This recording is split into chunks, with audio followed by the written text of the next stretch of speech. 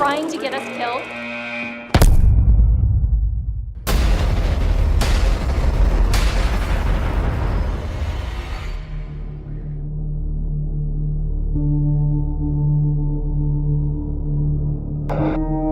The Inpatient is a psychological horror game made exclusively for PlayStation VR, and it's set in the Blackwood Sanatorium in the 1950s. No!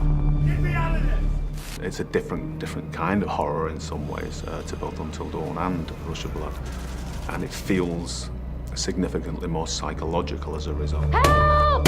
You can't just leave me in here! The character in the game can't recall anything that's happened prior to the game starting, so in that sense they know as much about the story as the player knows when they embark on the game. So I think it'd be wrong for us to give anything away about that, and that is uncovered during the experience.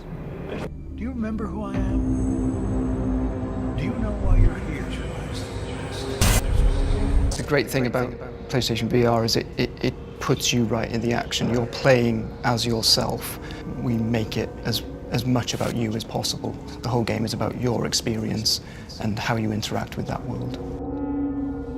We've used the technology of the Move controllers, PlayStation VR itself, to fully immerse the player in that, in terms of how we track movements of the player's hands and how they use that to pick objects up, pass them hand to hand, so that it actually feels totally natural, and the technology allows us to do that.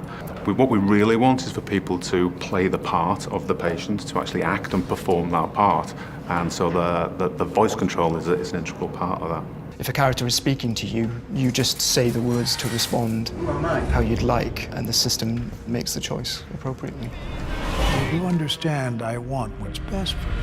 I think the Inpatient in VR generally is very different, because we'd expect people to be playing this largely with headphones on, because that's the way to get the real true immersion. To actually feel quite alone and isolated in there is actually, I think, a big part of the experience. It's too big to keep quiet.